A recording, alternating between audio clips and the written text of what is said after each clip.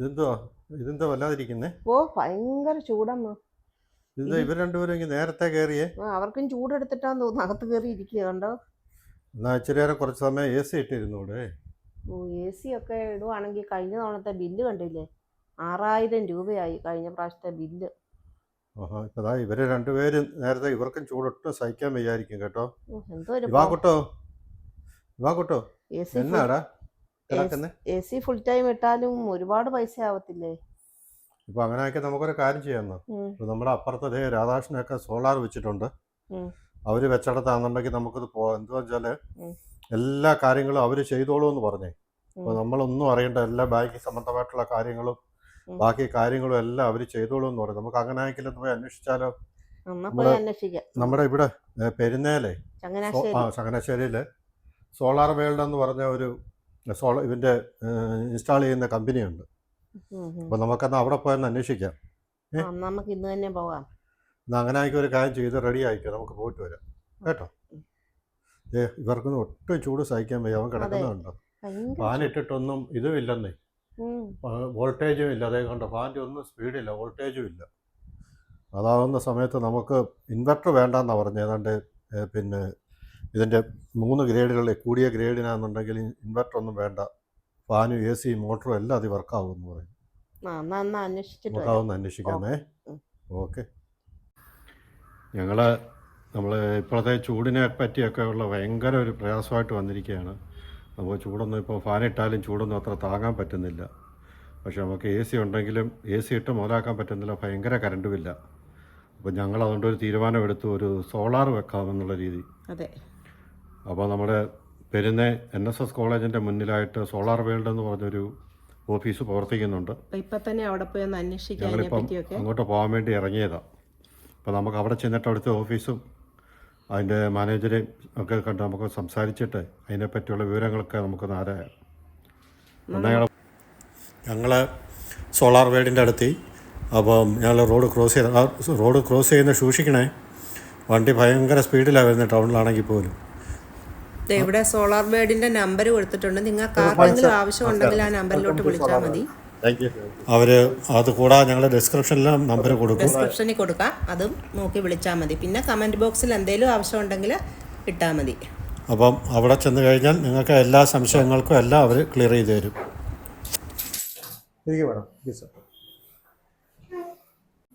നമസ്കാരം. ഞങ്ങൾ വന്നതേ നമുക്കൊരു സോളാർ വെക്കണമെന്നുള്ളൊരു താല്പര്യമുണ്ട്. അപ്പോൾ നമുക്ക് 2000 സ്ക്വയർ ഫീറ്റിനകത്താണ് നമ്മുടെ വീട്. അപ്പോൾ അതിന് നമ്മൾ ഏത് ഇതിനുള്ളത് നമ്മൾ വെക്കുന്ന സാധാരണ? സാറ്, നമ്മൾ ഒരിക്കലും നമ്മൾ എത്ര സ്ക്വയർ ഫീറ്റ് എന്നുള്ള വീടിൻ്റെ ബേസ് ചെയ്തല്ല നമ്മൾ ഒരു സോളാർ പാനൽ സ്ഥാപിക്കുന്നത്. നമ്മൾ നോക്കുന്നത് കറണ്ട് ബില്ലാണ്. ഇപ്പോൾ സപ്പോസ് ഒരു 5000 5500 രൂപ ആ റേഞ്ചുള്ളൊരു കറണ്ട് ബില്ലാണ് നമുക്ക് വരുന്നതെങ്കിൽ നമുക്കൊരു 3 കിലോ വാട്ട് എന്നുള്ളൊരു പ്ലാനിലേക്ക് നമുക്ക് പോകാൻ പറ്റും. അത് ആസ് പെർ നമ്മുടെ KSEB ബില്ല് അനുസരിച്ചാണ് നമ്മൾ വയ്ക്കുന്നത്. അപ്പോൾ നമുക്കിപ്പം കേന്ദ്ര ഗവൺമെൻറ്റിൻ്റെ സബ്സിഡി സ്കീമുകളാണ് നമുക്കിപ്പോൾ അവൈലബിൾ ആയിട്ടുള്ളത്. അതുപ്രകാരം 1 കിലോ വാട്ട് നമ്മൾ വെക്കുന്നതിന് 30,000 രൂപ, 2 കിലോ വാട്ട് വെക്കുന്നതിന് 60,000 രൂപ, 3 കിലോ വാട്ട് തൊട്ട് 10 കിലോ വാട്ട് വരെ വെക്കുന്നതിന് നമുക്ക് 78,000 രൂപയാണ് കേന്ദ്ര ഗവൺമെൻറ് സബ്സിഡി കിട്ടുന്നത്. ഈ സബ്സിഡി നമുക്ക് 1 മാസത്തിനുള്ളിൽ തന്നെ ഇപ്പം ക്രെഡിറ്റ് ആകുന്നുണ്ട്. ഇതുവരെ അങ്ങനെയുള്ള ഇഷ്യൂസ് ഒന്നും നമുക്കില്ല. നമ്മുടെ കസ്റ്റമേഴ്സ് എല്ലാം സാറ്റിസ്ഫൈഡ് ആണ്. എനിക്കൊന്നൊരു 7 ദിവസം കൊണ്ട് മുതൽ, നമ്മൾ ഒരിക്കലും കസ്റ്റമേഴ്സിനൊക്കെ അത് പറയില്ല, നമ്മൾ 1 മന്ത് തന്നെ പറയുന്നത്, നമുക്ക് സബ്സിഡി നമ്മൾ ചെയ്ത എല്ലാവർക്കും കിട്ടിയിട്ടുണ്ട്. ഒരാൾ പോലും പെൻഡിങ് ഇല്ല. ഇത് നമുക്ക് പിന്നെ എല്ലാ ബാങ്കുകളും, നാഷണലൈസ്ഡ് ബാങ്ക് അല്ലാത്ത മറ്റ് ബാങ്കുകൾക്കൊക്കെ ഉണ്ടോ? നാഷണലൈസ്ഡ് ബാങ്കുകളെല്ലാം ഈ പ്രധാനമന്ത്രിയുടെ സ്കീമിൽ നമ്മൾ ഒരു ഫയൽ ചെയ്ത് നമുക്ക് അവരുടെ ആ ഫയലായിട്ട് തന്നെ കൊടുക്കുകയും ഏത് ബ്രാഞ്ചാണ് നമ്മളുള്ളത്, അതായത് കസ്റ്റമർക്ക് ഏത് ബ്രാഞ്ചാണുള്ളത് ആ ബ്രാഞ്ചിലേക്ക് ആ ബ്രാഞ്ച് വെച്ചിട്ടാണ് നമ്മളത് ഒരു ഫയലായിട്ട് നമുക്ക് ചെയ്ത് കൊടുക്കുന്നത്. കസ്റ്റമർ എന്തെങ്കിലും ഇലക്ട്രിസിറ്റിയുമായിട്ട് ബന്ധപ്പെട്ട ഓഫീസുമായിട്ട് ബന്ധപ്പെട്ട എന്തെങ്കിലും കാര്യങ്ങൾ ചെയ്യണോ? ഇല്ല, നമുക്ക് ഇതിനകത്ത് എന്തെങ്കിലും അഡീഷണൽ വേണം, നമ്മുടെ ലോൺ എൻഹാൻസ്മെന്റ് അങ്ങനെയുള്ള കാര്യങ്ങൾ മാത്രം. അത് നിങ്ങളുടെ കോർപ്പറേഷൻ ഇല്ലാതെ ചെയ്യാൻ പറ്റത്തില്ല. കാരണം അവിടെ വീട്ടിൽ വന്നിട്ട് ലോഡ് കുറവാണെങ്കിൽ, ഇപ്പം 3 കിലോ വാട്ട് വെക്കണം എന്നുണ്ടെങ്കിൽ അത്രയും ലോഡ് നമുക്ക് ഇല്ലെന്നുണ്ടെങ്കിൽ നമുക്ക് ചെയ്യാൻ പറ്റില്ല. അപ്പോൾ ഇതിനകത്ത് 2 സ്റ്റെപ്പുണ്ട്. ആദ്യം ഒരു ഫീസിബിലിറ്റി എന്ന് പറഞ്ഞൊരു KSEBിയുടെ 2 ഫീസ് ഉണ്ട്. ഒന്ന് ഫീസിബിലിറ്റിയാണ്. അതായത് നമ്മളിപ്പോൾ ഒരു വീട്ടിൽ ഉള്ള വെക്കാൻ ഉദ്ദേശിക്കുന്ന ഈ പ്ലാന്റ് നമ്മളുടെ അടുത്തുള്ള ട്രാൻസ്ഫോമറുമായിട്ട് ഫീസിബിൾ ആണ്, അതായത് വെച്ച് കഴിഞ്ഞാൽ അതിലേക്ക് കറണ്ട് കയറി കൊടുക്കാൻ പറ്റും എന്നുള്ളതിനൊരു ഫീസിബിലിറ്റി റിപ്പോർട്ടുണ്ട്. ഒപ്പം ഒരു രജിസ്ട്രേഷൻ ഫീസ് ഉണ്ട്. അത് ഫീസിബിലിറ്റി 1180 രൂപയാണ്. അത് എത്ര കിലോ വാട്ട് വെക്കുന്നതിനും അത്രേ ഉള്ളൂ. പിന്നെ കസ്റ്റമറാണ് അടയ്ക്കേണ്ടത്. അത് കസ്റ്റമറാണ് അയക്കുന്നത്. പ്ലസ് KCBയുടെ രജിസ്ട്രേഷൻ ഫീസ് ഉണ്ട്. 1 കിലോ വാട്ടിന് 1180 രൂപയാണ്.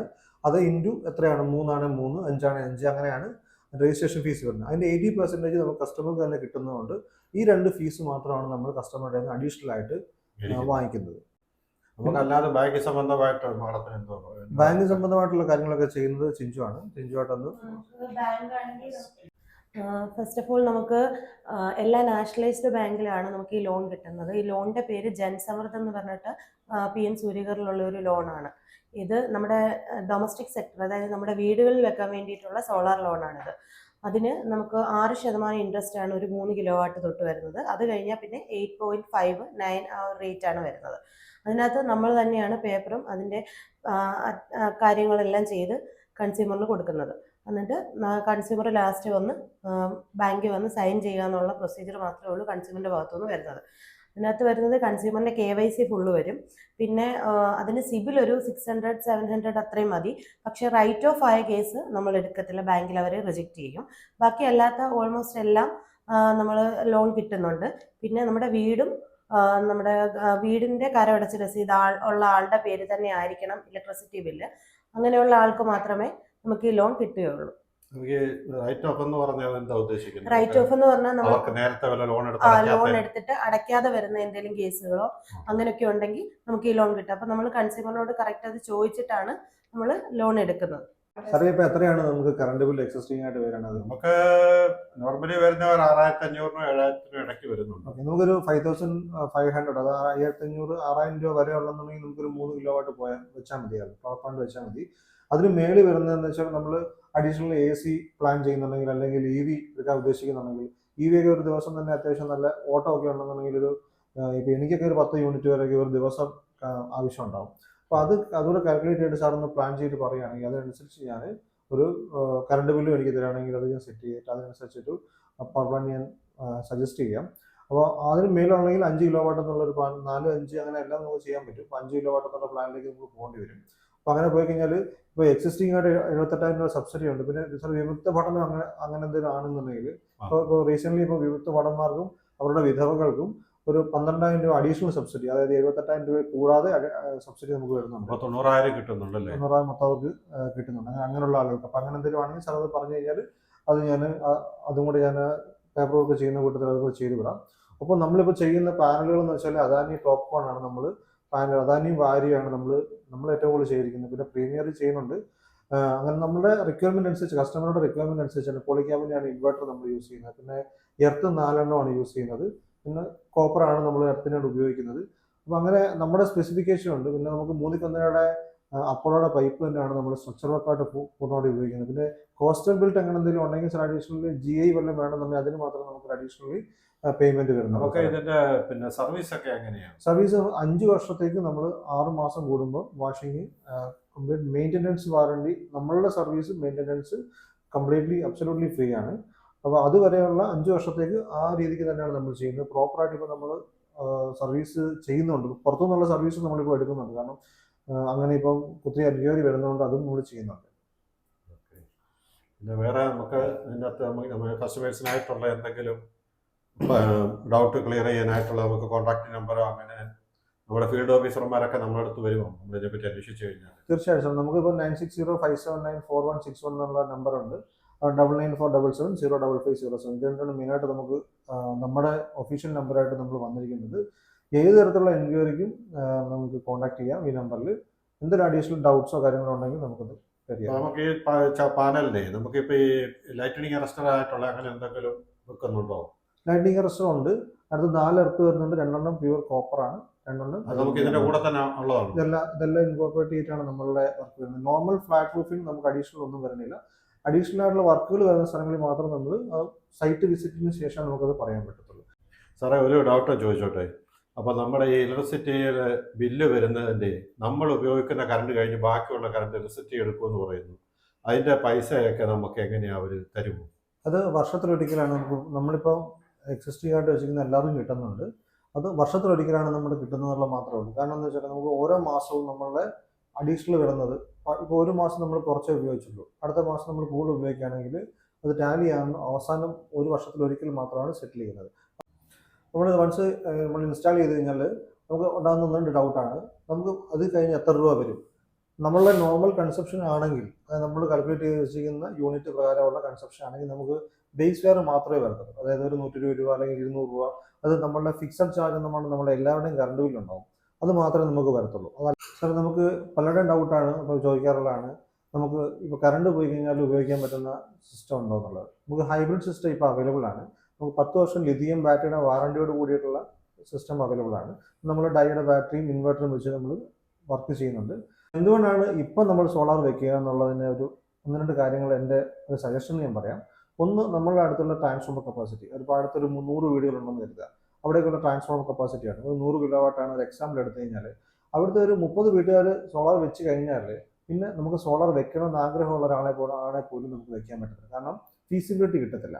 കാരണം നമ്മളുടെ ഇത് ഫീസിബിൾ ആയിരിക്കത്തില്ല.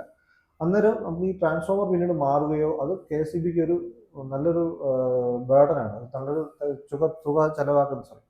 നല്ലൊരു തുക ചിലവാക്കുന്നതാണ്. അപ്പോൾ അത് മാറിയ ശേഷം മാത്രമേ നമുക്ക് വീണ്ടും അത് വെക്കാനുള്ളത് ഉള്ളൂ. ഇപ്പോൾ പ്രസൻ്റ്ലി നമുക്ക് അതിനുള്ള ഓപ്ഷൻ ഉണ്ടെങ്കിൽ എത്രയും വേഗം വെക്കുന്നതാണ് നമുക്ക് നല്ലത്. 2, നമ്മുടെ സബ്സിഡി ഇപ്പോൾ 78,000 രൂപ ഓൾറെഡി പ്രൊവൈഡ് ചെയ്യുന്നുണ്ട്. ഇത് മുമ്പ് 1,10,000, 10 കിലോവാട്ടൊക്കെ വെച്ച് കഴിഞ്ഞാൽ 1,10,000 രൂപയാണ് സബ്സിഡി കിട്ടിക്കൊണ്ടിരുന്നത്. അതിൽ നിന്ന് കുറച്ചിട്ടാണ് 78,000 രൂപ വന്നിരിക്കുന്നത്. ഇപ്പോൾ ഇത് ഒരു ഗവൺമെൻറ് തലത്തിൽ എന്ന് വെച്ചാൽ ഒരു കോടി വീടുകളിലേക്ക് എത്തിക്കുക എന്നുള്ളൊരു മിഷൻ്റെ ഭാഗമായിട്ടാണ് നമ്മൾ ഈ സബ്സിഡി പ്രൊവൈഡ് ചെയ്യുന്നത്. വൺസ് അവരുടെ ഒരു ടാർഗറ്റ് അവർ അച്ചീവ് ചെയ്ത് കഴിഞ്ഞാൽ നമുക്കിത് ഭാവിയിൽ കുറയ്ക്കാനുള്ള സാധ്യതയുണ്ട്. അപ്പോൾ അത് നമ്മൾ മുന്നിൽ കണ്ടിട്ട് നമ്മൾ എത്രയും വേഗം ചെയ്യുന്നതാണ് അത്രയും നമുക്ക് നല്ലത്. യൂഷ്വലി ഉണ്ടാകുന്ന ഡൗട്ടാണ് എങ്ങനെയാണ് നമ്മൾ ഇത് പ്രൊഡ്യൂസ് ചെയ്യുന്ന സാധനം പോകുന്നത്, നമ്മൾ KSEBിലേക്ക് കൊടുക്കുന്നതെന്നുള്ളത്. ഇപ്പോൾ സപ്പോസ് നമ്മൾ പറയുന്നത് 1 കിലോവാട്ടിന് 4 യൂണിറ്റാണ് പ്രൊഡക്ഷൻ പറയുന്നത്.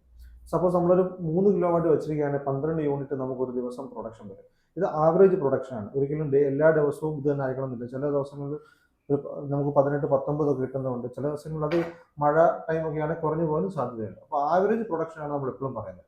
ഈ ആവറേജ് പ്രൊഡക്ഷൻ 12 ആണെങ്കിൽ നമ്മൾ പകൽ കുറച്ച് ഒരു 2-3 യൂണിറ്റ് ഉപയോഗിക്കുന്നത്, അല്ലെങ്കിൽ ബാക്കിയുള്ളത് നമ്മൾ KSEBിലേക്ക് പോവുകയാണ്. ഈവനിങ് അത് നൈറ്റിൽ നമുക്ക് പ്രൊഡക്ഷൻ ഇല്ലാത്ത സമയത്ത് നമ്മൾ കൊടുത്തതിൽ നിന്ന് നമുക്ക് 7-8 യൂണിറ്റ് വേണമെങ്കിൽ എടുക്കുകയും ബാക്കിയുള്ള നീക്കി ഉള്ളതിന് മാത്രമേ നമ്മൾ KSEBിലേക്ക് ബില്ല് അടയ്ക്കുകയോ അല്ലെങ്കിൽ KSEBിൽ നമ്മൾ ഇങ്ങോട്ട് പേയ്മെൻറ്റ് തരുകയോ ചെയ്യത്തുള്ളൂ. അതാണ് ഇതിൻ്റെ ഒരു ഓൺ ഗ്രിഡ് സിസ്റ്റത്തിൻ്റെ ഒരു ബെനിഫിറ്റ്. ഈ ഓൺ ഗ്രിഡ് സിസ്റ്റത്തിൽ ഒരിക്കലും നമുക്ക് സ്റ്റോറേജ് ഉണ്ടാവില്ല. ഹൈബ്രിഡിൽ മാത്രമാണ് നമുക്ക് സ്റ്റോറേജ് ഉണ്ടാകുന്നത്. ഹൈബ്രിഡിനും ഇപ്പോൾ റീസെൻ്റ്ലി സബ്സിഡി അവൈലബിൾ ആയതുകൊണ്ട് ഇപ്പം ഫ്യൂച്ചറിൽ എല്ലാവരും ഹൈബ്രിഡിലേക്ക് തന്നെയാണ് പോകാൻ ചാൻസസ് കൂടുതലുള്ളതും. അതുപോലെ തന്നെ നമുക്ക് ഈ ഇൻവേർട്ടറിൻ്റെ ഒരു ആവശ്യം വരുന്നില്ല. കാരണം പുതിയ വീടുകൾ വെക്കുമ്പോൾ നമുക്ക് അത് അഡീഷണലായിട്ട് വാങ്ങിക്കാതെ നമ്മൾ ഹൈബ്രിഡ് സിസ്റ്റം വെച്ച് കഴിഞ്ഞാൽ ആ ഒരു പൈസ സേവ് ചെയ്യാൻ പറ്റും. നമ്മളൊരു ടോട്ടൽ എക്സ്പെൻഡിച്ചർ കണക്കാക്കി കഴിഞ്ഞാൽ ഒരു 6,000 രൂപ ഉള്ള ഒരാൾക്ക് കറണ്ട് ബില്ല് വരുന്നെങ്കിൽ അവർക്കൊരു 3.5 വർഷം കൊണ്ട് ഒരു 1.5 lakhs അടുപ്പിച്ച് അവർക്ക് ഫുൾ ചിലവാകും. ആ പൈസ മാത്രമാണ് ഇവർക്ക് നമ്മളെ ഈ ഇനീഷ്യൽ ഇൻസ്റ്റാളേഷന് വേണ്ടിയിട്ട് വരിക. അതിനുശേഷം 30 വർഷത്തേക്ക് പാനൽ വാറണ്ടി ഉണ്ടാവും. പിന്നെ നമുക്ക് ഇൻവെർട്ടറിന് 7 വർഷം വാറണ്ടി പ്ലസ് 3 years എക്സ്റ്റൻഡ് ഉണ്ടാവും. 7, 8, 9 അങ്ങനെ പലതരത്തിൽ വാറണ്ടി പ്രൊവൈഡ് ചെയ്യുന്ന കമ്പനികളുണ്ട്. അപ്പോൾ നമുക്കേ അങ്ങനെയാണെന്നുണ്ടെങ്കിൽ മക്കളോടൊക്കെ ചോദിച്ചേച്ചേ. അപ്പോൾ നമുക്ക് നാളെയോ മറ്റന്നാളോ ഞങ്ങൾ വരാം കേട്ടോ. തീർച്ചയായും സാറേ. ഇപ്പോൾ നമുക്ക് പ്രസൻ്റ്ലി നമുക്ക് സർവീസ് അവൈലബിൾ ആയിട്ടുള്ളത് ട്രിവാൻഡ്രത്തുണ്ട്. ട്രിവാൻഡ്രം, കൊല്ലം, ആലപ്പുഴ, പത്തനംതിട്ട, കോട്ടയം ഡിസ്ട്രിക്ട് ഇത്രയും ഭാഗത്താണ് നമ്മൾക്ക് ടു എക്സ്റ്റെൻഡ് ഇടുക്കി ഉണ്ടാവും. അപ്പോൾ ഇത്രയാണ് നമുക്കിപ്പോൾ പ്രസൻ്റ്ലി നമ്മളുടെ സർവീസസ് അവൈലബിൾ ആയിട്ടുള്ളത്. അപ്പോൾ ഒരു കസ്റ്റമർ എന്തുകൊണ്ട് ഇപ്പം അത് വെക്കണം എന്നുള്ളതിന് 1-2 കാര്യം ഞാൻ പറഞ്ഞത്. ഒന്ന്, നമ്മുടെ ഫീസിബിലിറ്റി കിട്ടാനുള്ള ഫ്യൂച്ചറിൽ ഫീസിബിലിറ്റി കിട്ടാനുള്ള പ്രശ്നം ഉണ്ടാവാൻ സാധ്യതയുണ്ട്. 2, നമ്മളുടെ 78,000 രൂപ എന്നുള്ള സബ്സിഡി കുറയാനുള്ള സാധ്യതയുണ്ട്. അല്ലെങ്കിൽ അത് കുറഞ്ഞു എന്നുള്ളതല്ല, സാധ്യതയുണ്ട്. പിന്നെ ഇനിയുള്ളത് ചൂട് സമയമാണ്. നമ്മളുടെ നാച്ചുറലായിട്ട് ഇട്ടിരിക്കുന്ന എനർജി നമ്മൾ മാക്സിമം ഉപയോഗിക്കുക, അത് നമ്മൾ പൈസ കൊടുക്കാതെ. Okay, thank you. അപ്പോൾ ഇതാണ് സോളാർ വേൾഡിൻ്റെ ഓഫീസ്. ഞങ്ങൾ ഇവിടെ നിന്നും ഇനി ഇറങ്ങുകയാണ്. നിങ്ങൾക്ക് ആർക്കെങ്കിലും സോളാർ വേൾഡിലേക്ക് കോൺടാക്റ്റ് ചെയ്യണമെങ്കിൽ നമ്പർ കൊടുത്തിട്ടുണ്ട്. അപ്പോൾ എല്ലാവർക്കും ടാറ്റ, ബൈ ബൈ.